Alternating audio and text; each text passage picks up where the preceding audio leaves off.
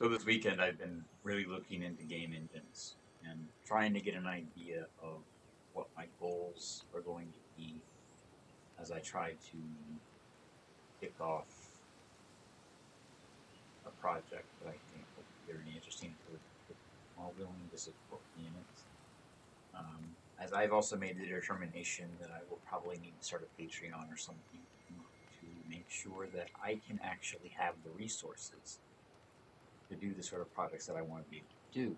One of the things that has really limited me is lack of resources in regards to feedback and kind of a lack of there's a huge interest in people learning code, and I'm getting people reaching out who want me to teach them that, but unfortunately that doesn't scale. I can't spend if I spend an hour with a single person, that means that's a video, that's something that I can't make. And so, what I would like to do is set up something that allows me to scale more, where I can teach more people and do more stuff in a more scalable way. To that end, I think what I might end up doing is I might end up making projects, but the first one requires a game engine. And more specifically, it requires a game engine that can do 3D graphics. In addition, it doesn't just require 3D graphics, it also requires a game engine that will allow me to compile the binaries down to assembly and run them natively for speed and performance reasons, but also for security reasons. I believe that game cheating is an interesting topic to study, and I would like to look at it from the perspective of both sides. And so part of that is acknowledging that any game that I make will be reverse engineered. And so, as part of that, I would like to make that as hard as possible as the challenge, because let's face it, the challenge is why people do it. They don't do it because it's easy, they don't do it because it's bored, they do it because they are not having fun in the game, or maybe there's a financial motivation.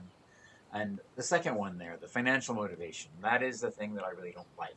Um, as a person with prior AAA game dev experience, I had some interactions with our trust and safety team, and I was actually on several of them at some point. And so I have a different experience than a lot of gamers do when it comes to cheating. I'm fully aware of how people do that, and I'm against it because I believe it ruins the game. And so I have this dream of making kind of my own MMO by myself. And it's a dream because it's not the sort of thing you can do by yourself. But it's something that I can't get out of my head.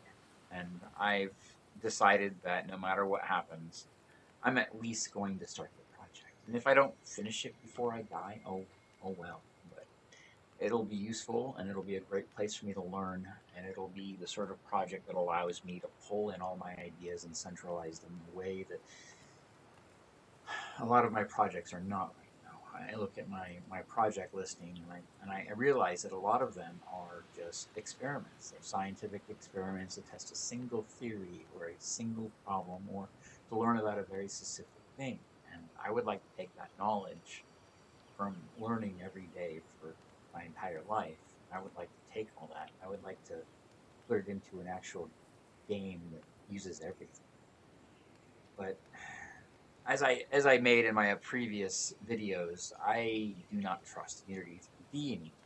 That is something that has unfortunately sailed. That's I just can't trust them, and I can't trust the company anymore. And so it doesn't matter how much knowledge I have in that engine, because I can't use it anymore. I'm just too traumatized. And so I'm looking for options. And unfortunately, the options available for game dev are really anemic right now. If you want Godot with C++, you can do it, but its 3D stuff sucks. And the creating your own low engine with a low level of language is the most flexible, but it's also the most work. And I have enough experience with essentially the render tables and things like that, but rendering a scene graph is so. I just don't want to have to recreate all that myself. Like that for me, that's just so much plumbing versus things that actually add value. And so, I could go into CryEngine, but I no, the licensing for that is stupid. And Amazon Lumberyard basically is CryEngine with integrations for AWS. So you are basically allowing them to take over those concerns, and you're not really having the flexibility that you need. Uh, there's some good integrations, but it's biased towards the most expensive thing in many cases. And I honestly don't see that as a thing that's trustworthy because of that. The problem I have with Amazon AWS is that the documentation often is written in a way that leads people to the most expensive and thus the most destructive path. And as an engineer, I have a bias towards efficiency, and that means I want it to not cost money to host. Ultimately, I would like people to be able to deploy custom servers of what I build. And so I'm thinking of that as well. Because ultimately, at the end of the day, if people aren't able to use it and enjoy it, or maybe even have a little family server or something, then why did I do it? Why am I coding something that humans are not going to be using or leveraging or enjoying? And so my inner game dev is screaming, Dwayne, people actually have to be able to use this, and it has to be simple, and it has to be something that I can put on Steam, which means I'm limited in some ways because there are requirements for all of that. And so, thinking long term, knowing this is going to take years, I am looking at it, and really it kind of sucks because Unreal might be my only other option right now. As much as I like the idea of using Godot, I don't know if it's ready. And its 3D stuff it's painful to use. And I want to make sure I'm having fun while I do this. And it also makes me wonder if Unreal is going to work. And in case you're wondering if those are my options, that's pretty much it. Yeah, because if I want to use something that actively allows me to make what I want in a way that's secure, allows privacy, allows people to use it really quickly because it's not going through this.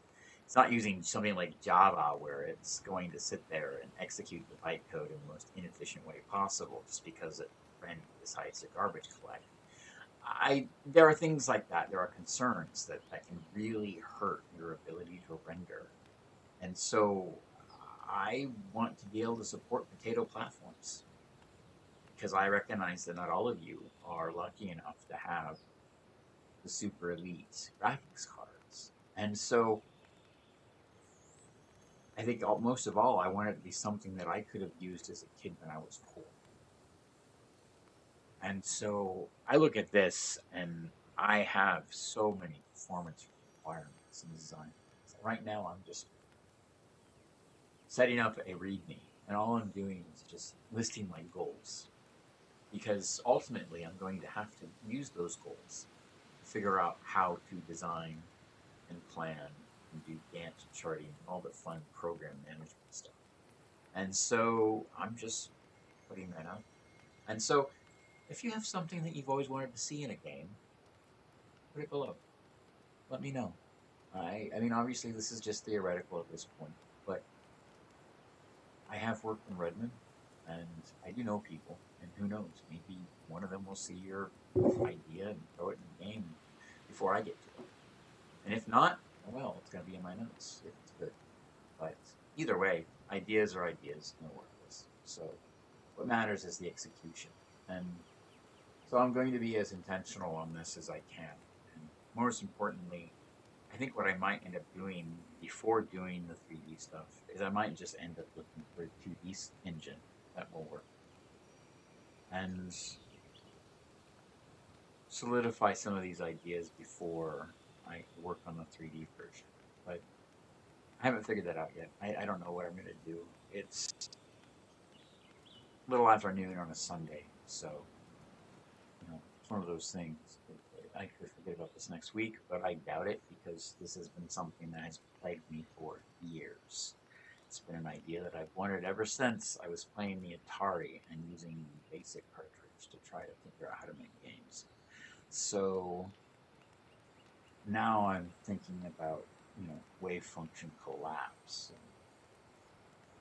and cellular automata, water physics, and things like that. These are things I did not know about when I was young. When I play games like Valheim, I find things I like, I find things I really hate, and yeah. So that's how things are today. And so when I said, before, what game engine should I use? It was me asking, hey, is there a game engine that I'm just not aware of that's popular or good? Because the ones I've listed off here are pretty much it from what I've seen. And that kind of sucks. Because otherwise, everything's custom. And every code base I've seen is, yeah, a majority of the games that I've seen code bases of are custom. So, it might have to be the way I have to go. Who knows?